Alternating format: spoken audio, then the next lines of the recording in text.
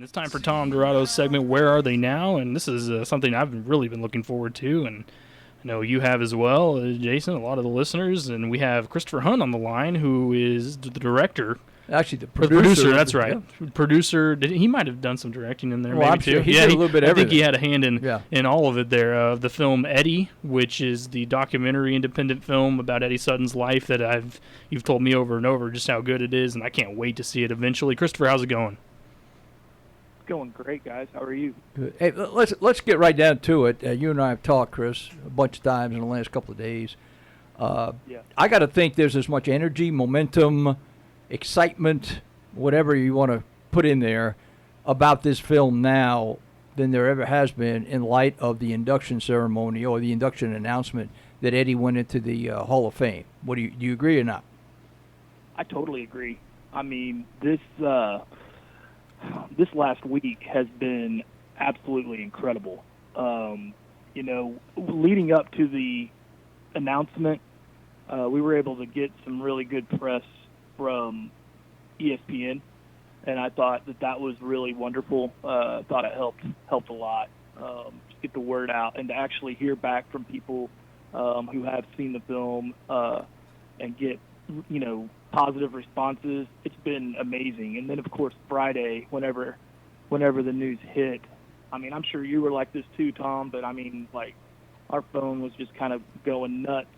Social media was going nuts. It was really, really exciting. And then I had to, compose myself and do a little editing on the film because we had already sent the picture to Netflix, and you never know when they're going to watch it, right? And we wanted to make sure they saw the latest and greatest cut. And so I ended up uploading that thing around 3 a.m. on Saturday. But it's just been a whirlwind. I'm so happy for the Suttons and their family. I know how much they wanted it, but I'm also just extremely grateful and happy for, the Oklahoma State family, the fans, people who watched Eddie, his former players, just everybody involved, broadcasters like yourself. I mean, I know you guys went through a lot together, so I can only imagine how good a feeling it was for you too. I mean, it's been emotional, but also just so satisfying, as I know you can relate to. So it's just been great. Let's get down to the brass tacks here, and it's the question everybody wants, and you may not have the answer. I wish you had, but where are we? You mentioned Netflix. I mean, where are we in terms of this distribution of this film? Because I know, and I've tried to tell people this is today's society. I mean, it's a money thing. You want to, if you wanted to give it away, you'd have a lot of suitors at your door. If you just put out an email saying you can have it for free and just run it as many times, you'd have to have a police presence in front of your door because there'd be a crowd control thing. But where are we now in terms of distribution? So we're actually further than we were Friday, which is great. Like you said, I mean, I wish I could give it away. I can't, though. I would be sued. Yeah. And it would be not good. But we're further. With the Hall of Fame thing, it was really interesting. With the Hall of Fame thing, just the calendar was weird. So we were in a position where we had a finished movie, 3 or 4 months ago, and one that we, loved and thought was it. But the fact of the matter is that nobody was going to buy a film that potentially was going to be out of date in like 3 months or 2 months or 3 months or 3 weeks. So that was we were in a little bit of a purgatory, just to be frank. So it was a great feeling for this story to actually kind of officially end, at least as far as we were concerned, because now I'll be honest, I like so much weight I felt like was a little lifted off my shoulders a little bit whenever the announcement was made. And so, like I said, we immediately started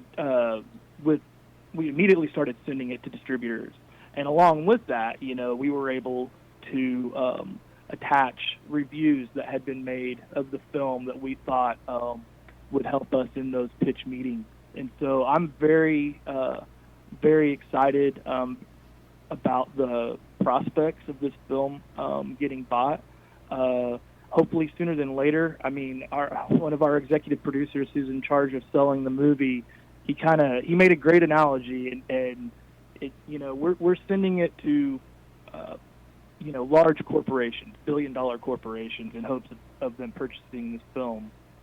And as we all know, if you live in that corporate world, it doesn't move quite as fast as we would like sometimes. And we're this little speedboat. Like I said, I had that film ready to go Friday night, basically early Saturday morning, but we also are looking at it as a positive that we haven't heard back quite yet, because the easiest email in the world to send to us would be like, thanks a lot, we really appreciate it, the movie's great, unfortunately it's not for us right now, and they move on. So we actually want it to stay there for just a little bit, because we know how much red tape the movie's going to have to go through as far as being screened by different individuals and then them approaching us. But we've put ourselves, I feel like, in the best possible position we can in regards to the film and getting it distributed to the largest audience possible. It's been quite the roller coaster. We had several kind of how do I say it? We had several game plans that, as you can imagine, with COVID and with everything that's gone on, has been completely disrupted. Yeah. So adjusting to that kind of on the fly has been a challenge, but I felt like we've done a great job of doing it. So, I hope I come back on with you here in a couple weeks, Tom, and tell you some great news and where people can watch it. I think. I'm speculating, but I'm hopeful I know something here pretty soon, because we're all stuck in our homes right now. I know how much everybody wants to watch it, and the timing couldn't be better. I mean, we have a film in the can about one of the newest members of the Naismith Basketball Hall of Fame. So I think you're on point too. I think that I think it has to help, and so I'm just asking. I guess just bear with us. We could use all the good vibes and. Yeah, that's where we're at. It has to be, and I will say this: I watched the revised edition last night, and you did a great job, you guys, of ending the. I don't want to spoil it, no spoiler alert, but incorporating the Hall of Fame announcement. Okay, let's just put it that way, and right. Let people watch it. When you get together in your meetings, though, and this got to be frustrating, and I am the least patient person on the face of the earth, okay? I'm just going to raise my hand right now and so let's get that out of the way. But when you get together in your meetings, I mean, do you ever get to the frustration point that we got what we think is one hell of a movie, but we can't move it? And, I'm not saying it's going to be the case, knocking on wood it isn't, but we don't want this to be a movie that never gets shown, a great movie that never gets shown because we can't get anybody to jump on board. It's going to find a home. I'm very confident in that. The people around the film are very confident in that. But to your point, yes, it is very frustrating. It's this whole process of making a movie from scratch has tested my patience more than I've ever thought possible. From pre-production to the actual production to post and now to distribution, there have been, yes, it has been a stretch. I'm not going to lie, on my anxiety and but right now, to your point, I think I have a really good attitude about it. I'm going to be patient because that's what's best for the movie. I have to have a good attitude. I totally believe in the work and what we did and the team that did it. So I'm actually in a pretty good place right now. But I hear you. Yes, if I go a day without hearing anything, or my my anxiety levels go up a little bit. I'm not going to lie. But things are moving, I think, at actually a pretty fast pace, if we're being real. And so but I'm with you, man. I want this thing out yesterday. But yeah, it's been a test of patience for sure. Hey, Chris, Patrick Wheeler here. I'm kind of butting in on Tom's segment, but I've got kind of a two-part question for you. Number one, if you might not be able to answer this, but I guess to the best of your ability, if you had a platform that you would prefer to see this film jump on, which would it be? And then on top of that, you've kind of hit this a little bit too, but just how perfect would it be to kind of wrap everything up? You've got the Hall of Fame induction that was just an incredible class with Eddie and everyone else, and then the film on top of it, possibly getting distribution around this time when everyone needs something to watch sports-wise desperately, to put maybe a perfect bow on the present there. Yeah, well said. As far as distribution platforms that I'm hoping for, obviously I would love for Netflix to pick it up because I think so many people are watching, staying home and watching Netflix. But there are several options that I think would be amazing as well. One would be HBO. I feel like this movie feels like an HBO documentary for sure. And Tom, you've watched it. You might have an opinion on that. But there's other platforms out there. We know that Apple Plus, they're really trying to ramp up their content right now. So sending it to them.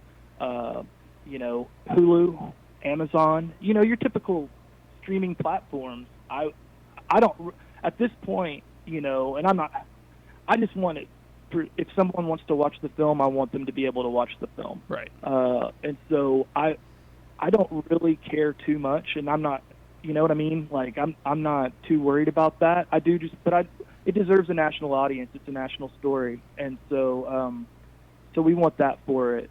So I guess I hope that answers your question. Absolutely. You're not gonna take us behind the books, but I think this would be a good visual for our fans, though, and our listeners.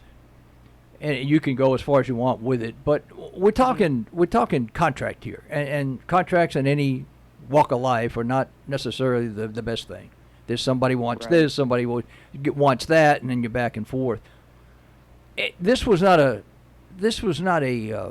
production that was without cost. I mean, you guys spent a lot of money doing this thing for 4 years. Yeah. Are you trying to recoup everything at once, or you go as far as you want with numbers? But this was not a garage operation. This went on for a long time, and I can't imagine what the bill was. Sure. Well, it was in line with, I think, most documentaries that are produced at this level. So I feel good about the production budget. I'm not worried about that at all. I think, anytime a movie can make its money back and repay its investors is, in my world, a success.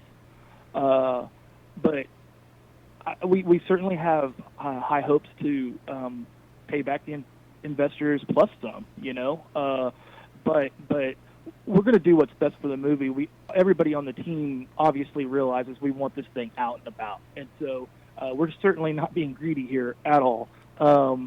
Just would like to see an offer and kind of get a starting point and a sense of where we're going to land. If I know the people that invested in this movie, I know that they would like to try to make money back for sure. I also know that they love Eddie and love this story. So, we're going to make the best decision possible for the film.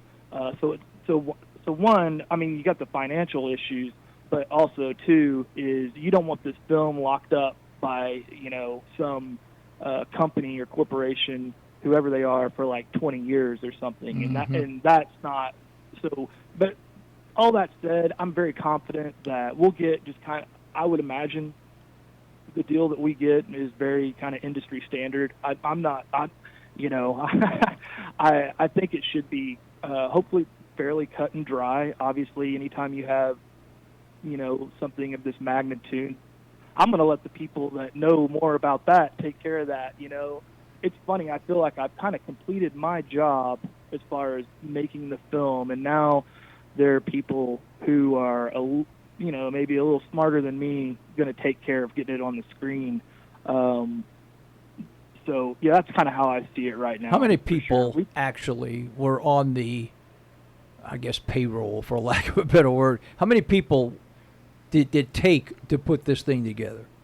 Oh gosh, that's a great question. I would have to think about that because we used, we did a lot of traveling for our interviews, and so because so many people were in different parts of the country, and so what happens is we have our local crew here in Oklahoma that shot a lot, and that on set we had 5 or 6 people maybe.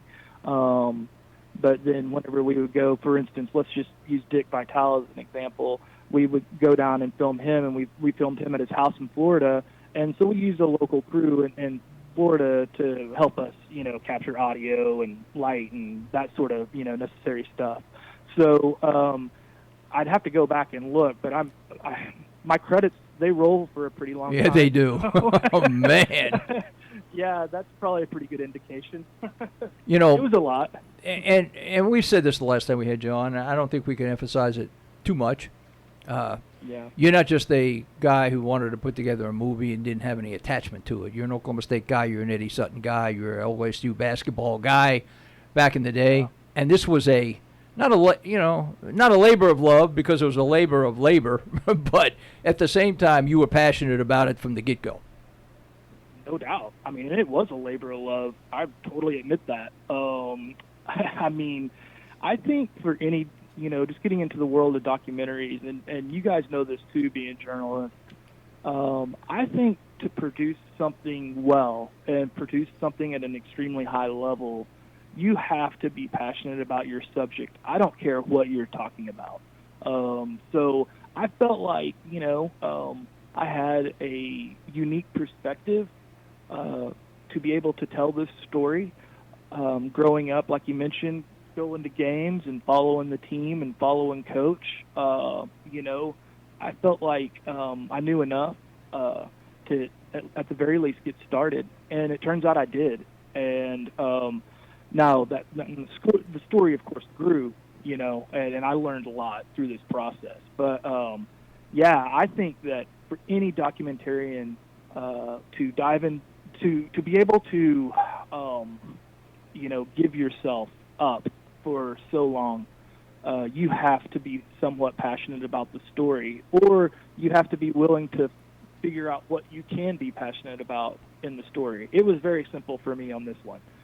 Maybe going forward on subsequent films, I'm going to have to, dig a little deeper or whatever. But this was pretty easy as far as passion goes. I think that's what kept me sane through this process. And I just loved it so much. I honestly never got tired of it, which is something, man. Because as you've put together so many coaches shows and done so many stories. It can wear you out,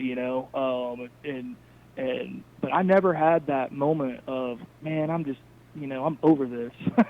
Yeah. I've been able to stay with it, and my mind is, I felt good about it the whole time. It was fun, I think it's important to find and celebrate the little victories that you have, because heavens knows there's plenty of down.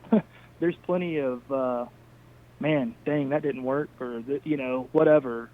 Lots of obstacles, but if you can find the joy in the little things, it truly does help. And making this picture for people that I've grown up around, and I know that they'll appreciate, definitely kept me going for sure. In conclusion, I'll say, I brag about it all the time. It is I don't even know how long it is. What is it? How long is it? An hour? It's 90 minutes. Okay. It is a 90-minute emotional journey that will take you to the highest floor and drop you all the way down to the lowest floor and places in between. It is really a great job that you did, and I've heard from a lot of the people that are in this thing, have seen it. They feel the same way, and I feel frustrated because I run into people all the time. Oh, when are we going to see? They want to see it. They're hungry to see it. And I said, all I can do is bring Chris Hunt on and ask him the same question every time. And maybe the next time we get you on here, you'll heads me up, and we'll have you on in just a moment's notice that, hey, we signed a contract with X. Yeah, I can't wait for that. I dream of that. And it's something that I desperately want, and you know that I will, Tom. I mean, I feel that. I don't let it. I'm not letting that get me down. That pressure, because just like any of the athletes that you have on, I mean, I'm kind of the same way. I want to please these people Yeah. that you're talking about so bad. It's like being at the free throw line with the game on the line. Like I want the shot to go in so bad, and sometimes we miss, and that's okay. We hate it, but it is what it is. So I feel that I want this to be something that Oklahoma State people can be proud of, because like and I know you guys probably got a bolt, but for me, I'll be honest, a part of me wanted to do this because I've always felt like, good or bad, that Oklahoma State hasn't always gotten the greatest coverage in the world, and it sometimes it's been tough. And I thought, if I'm going to do something, I'm going to do it big, and I want it to be big, and I want Oklahoma State to reap some of that, reap the rewards. And so we went for it. We went for it in a big way, and I'm real proud of our team for doing that. And if I can be, now just a small part of that history, that is really satisfying. That's really satisfying. Well, I could tell you did a heck of a job, and I'm waiting for that next call now. So hopefully it'll be tomorrow, and then we'll get you back on. You can tell me all about the new contract. But hey, I keep telling people, just hang on a little bit longer. When you finally see it, you're gonna know what we're talking about. Hey, Chris, thanks for joining us, bud. We stay in contact, so we'll find out. Maybe together, or you let me know. I won't be the first one to find out, but maybe I could be the third or fourth or fifth or wherever it is that you're going to tell. But no doubt about it. You know what I think of you, man, and all the work that you've done over the years for Oklahoma State. I know thousands of fans really appreciate it. Like I've always said, I grew up listening to you. You're a big part of my childhood, and I think it's awesome, man. So I'll let you know as soon as possible, and I'd love to come back on. All right, buddy. Appreciate your time as always, and we'll be in touch. That is Christopher Hunt, the producer of Eddie, and I'm just telling you, I know you want to watch it. Wait a little longer. It'll be great when you finally get a chance to see it. It'll be fantastic. We can't wait.